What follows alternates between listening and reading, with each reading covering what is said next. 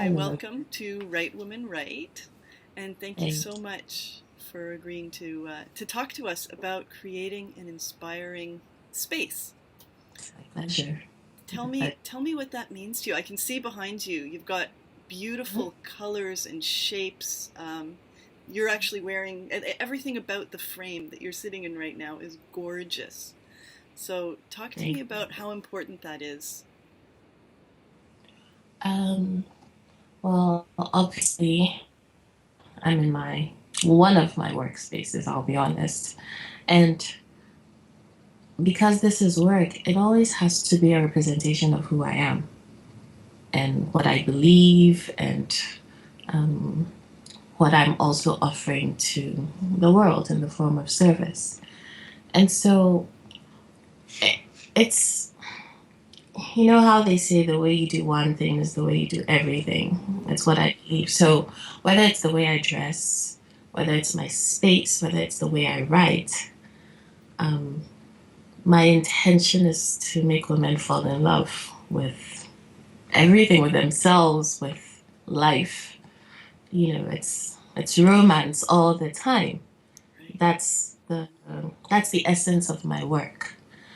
And so um, it may sound very esoteric, but that's the common thread throughout all of my work. So when it comes to my space, whether it's on a video with you right now, or if a client walks in, that's my intention for a woman to walk in and say, "Oh my goodness, oh, I don't want to go home. Right. I want to stay forever. Oh, can I have this?" You know, That's always my intention. it's your website is so shirleyann.co, and when I went to visit your website, I was struck by how different it looks to every other website I've visited. Mm-hmm. And it's it's something, it's the heart that's in it, right? It's I was looking at it, and I thought, well, this is 100% heart. And then Mm-hmm. I thought, no, no, it's about 97% heart and 3% roses. So it's Well, yes. um, but it's I honestly have never seen such you. I mean, when you just said that everything you write and your space, even your website, it absolutely does reflect this that you are sharing with the world. Um, how how important is it for a writer to create a space that that they can write in? Like, Um, I'll talk about myself first, and then I can mm-hmm, talk to a couple of clients. Again, the way you do one thing is the way you do everything. So obviously, if I put my writer hat on, I need to feel what I'm writing, right? And so for my space to reflect that, I get to immerse myself in the world that is here. right, That makes sense.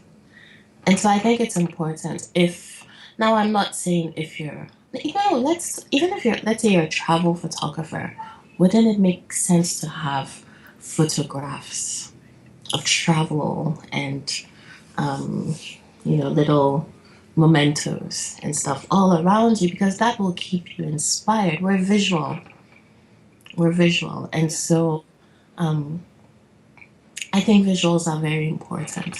You know, they they strike us, they speak to us even before we read or before we speak, and so to create a space which inspires whatever work it is that you're doing, mm-hmm, I think it's absolutely important. Now, let me talk about.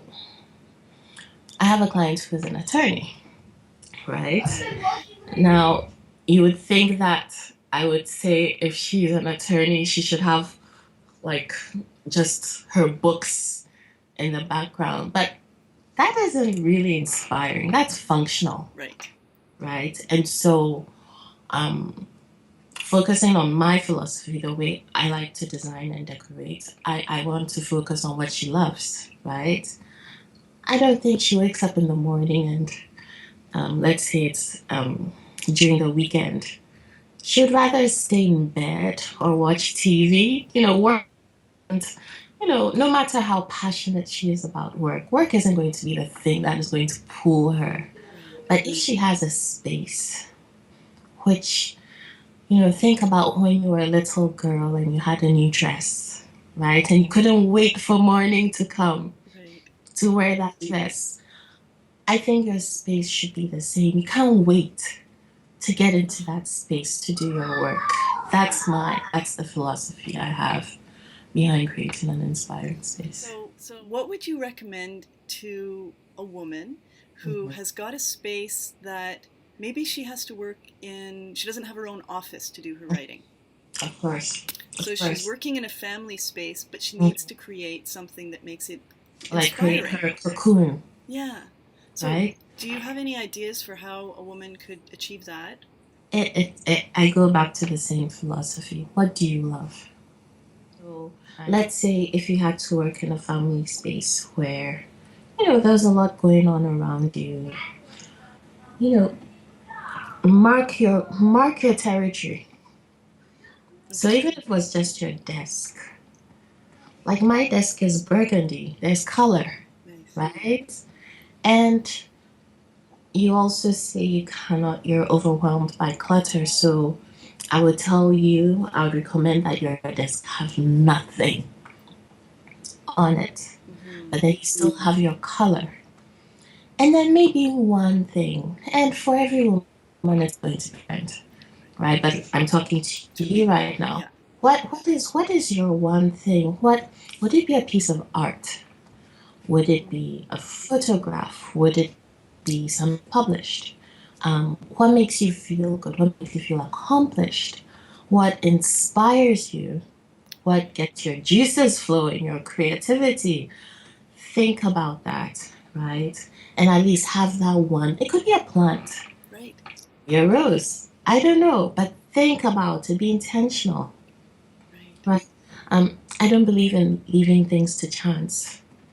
No, be intentional about every single thing and create an environment that will nurture you. Nice. Just really think about what would make it comfortable, what would make it easy, what would make it inspiring. If you're a writer, of course, your computer, or if you type, or if you write longhand, even right down to the pen. Maybe it doesn't have to do, you would think it doesn't have to, it has nothing to do with the space, but these are all the things that support us Right. Yeah. in doing the work that we do. Love that. So to be intentional about everything.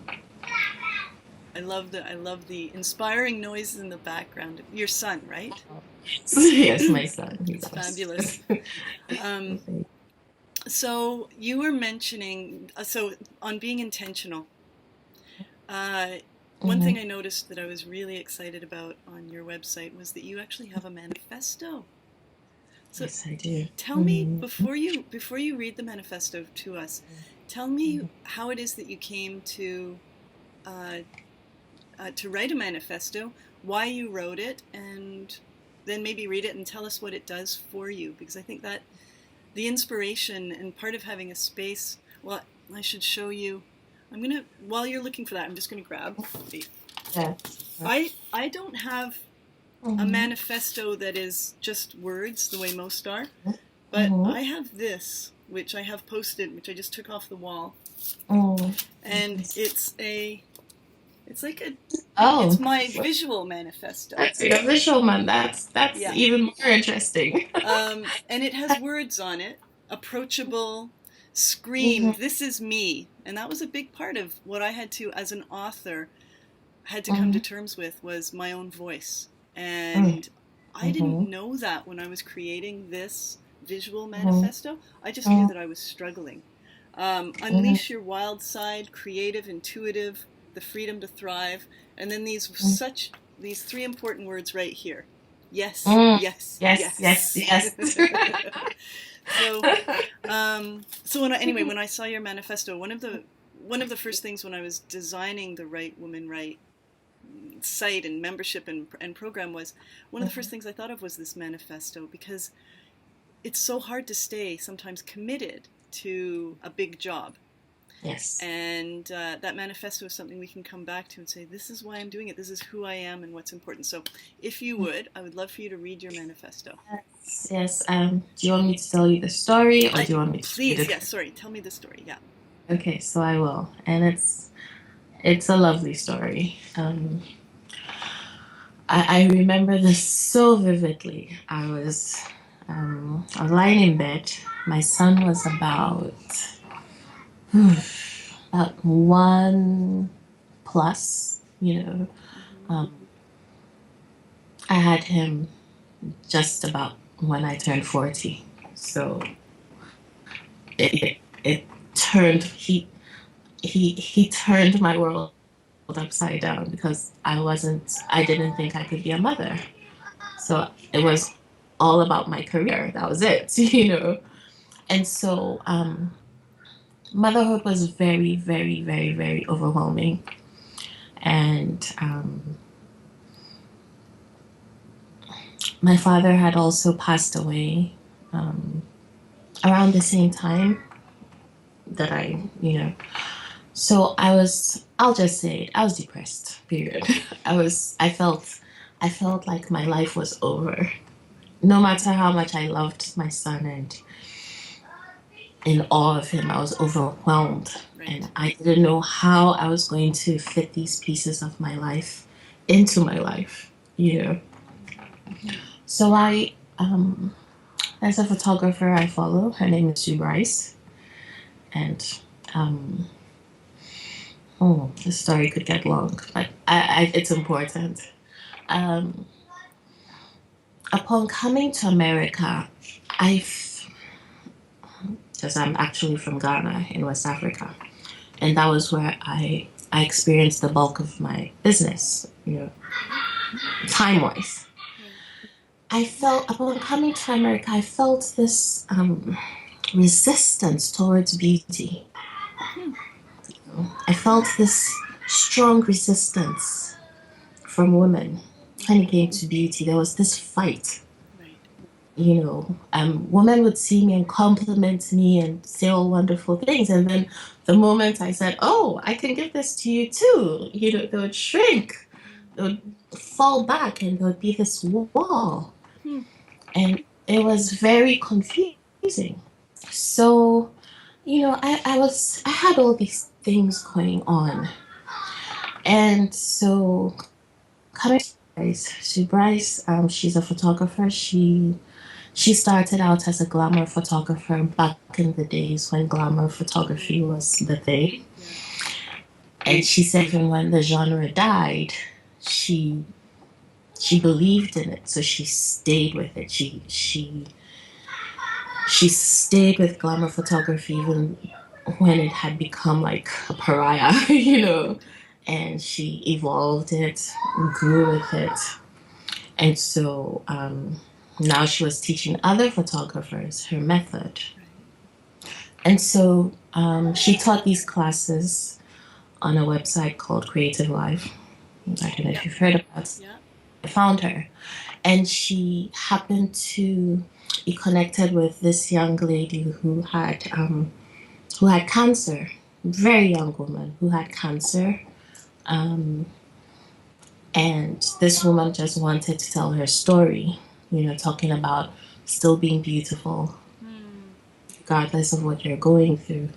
And so they paired up, and she took her to Paris and created this amazing, dreamy photo shoot with this woman who, had lost one breast. It was the most profound thing I had experienced in a long time. So here I was lying in bed on a Sunday afternoon, feeling useless, really, because my identity was around my work. Right.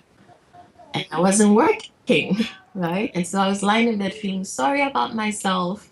I'm sorry for myself. And I watched this video, and my world just did a 180. I was like, who am I to lie here and feel sorry for myself? How dare I lie here and feel sorry for myself? they had to, they were able to, like, a designer gave them some gowns to use for the shoot, and I knew I could do the same thing for another woman easily. Like, and I'm not saying this to boast because I do not like to sew, but I can create a gown in like 10 minutes. I can, right? And you were asking me about my photograph. I, like, I had no excuse to feel sorry for myself. And so in that moment, I wrote this. Wow. Like, it just poured out. That's beautiful.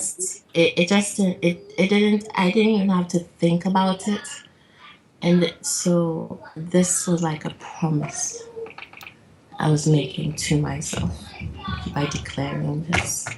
So that's the long story. A beautiful story. It's a beautiful story. And I've stayed with it. It's done. Like, it just came out and that was it. Right. And it wasn't like I had planned to have a manifesto. It just happened. Right. I would love to hear it. Yes. So, okay. All right.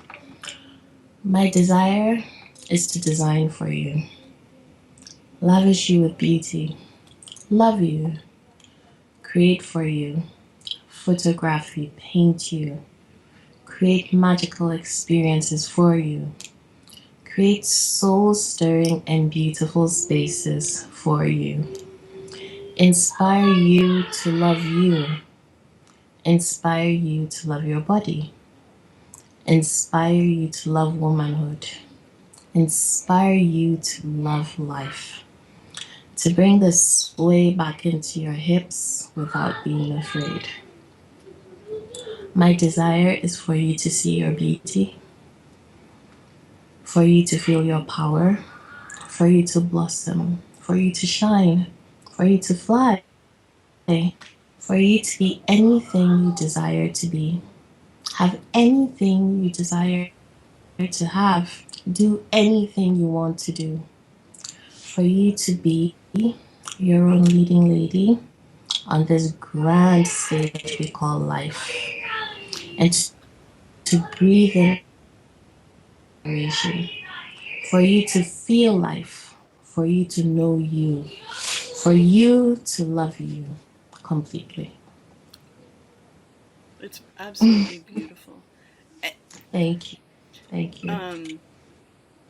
Can I ask when the you? Mm-hmm. So when I hear it, when I read it, I read it as you making that wish for me. But when I hear you speaking it, I also hear you making that wish for yourself after you tell your story. Yes, absolutely. Yes, I'm speaking to you,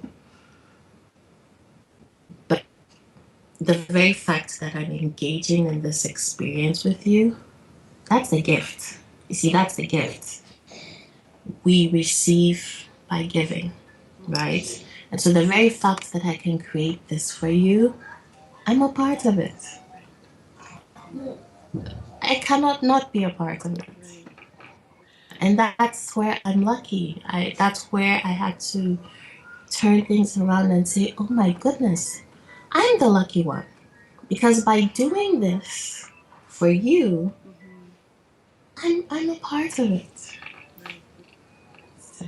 Now you've mentioned that you are also a writer. You write. Or at least that you write. I've written a lot, and yes, I'm now working on my first book. Are you? Yes, is it fiction or nonfiction? This is no, this is a good question because it's going to be a little of both. Right. Yes, it's going to be a little it's going to be more, let's say 60% fiction, 40% nonfiction. And I didn't prepare you for these questions, so I can actually stop I'm if you want. Okay. Okay. It's sharing sharing when you're at that beginning stage can feel really scary. Mm-hmm. And I've just dropped this question on you without telling you. I was going to ask you because I didn't actually know I was going to ask you. Um, That's the best way for these things to happen. So how do you deal with when have you started to tell people you're writing this book? I actually announced it, and this will make you laugh. For the strangest reason, Monday was the holiday, right? Right. I thought Monday was June 1st. I don't know why I thought Monday was June 1st because June 1st is actually my anniversary for like June 1st, 21 years ago was when I started my first business. Which is today, June 1st. I know, but Happy business anniversary. Thank you. But for the strangest reason, I thought Monday was June 1st. Okay. And so I made a little announcement on Facebook, which I always do every year to celebrate my anniversary. And I wanted to declare it. I wanted to say it out loud that I was writing a book. And so I did. There's power in that. So I've heard. So because ideally I would want to keep it a secret till it was perfect and done. But I've heard that there's power in that, and so I declared it. So. And can I ask how that felt? I know how it felt for me. It was terrifying. It is terrifying because I haven't done it before. Right. Right? If I said I was designing a collection, or I was designing a home, or creating a collection of art, there would be confidence because I've done it before. Right. I haven't done this one before. Right. So I am terrified, but also excited. Excited. Good. Yes. Well, I look forward to being part of that journey. I hope that I can be. My favorite genre is this mashup genre of creative nonfiction. So, the nonfiction with the fiction mixed in, and yes. Thank you for saying that. I find it so compelling. Yeah. So, anything else? I feel like I've just been given such a gift in speaking to you, and I don't know if I'll keep this in, but this is my very first interview, so I'm absolutely thrilled that you accepted my invitation to you to participate in this. I'm honored. I'm honored. Such a thrill to meet you.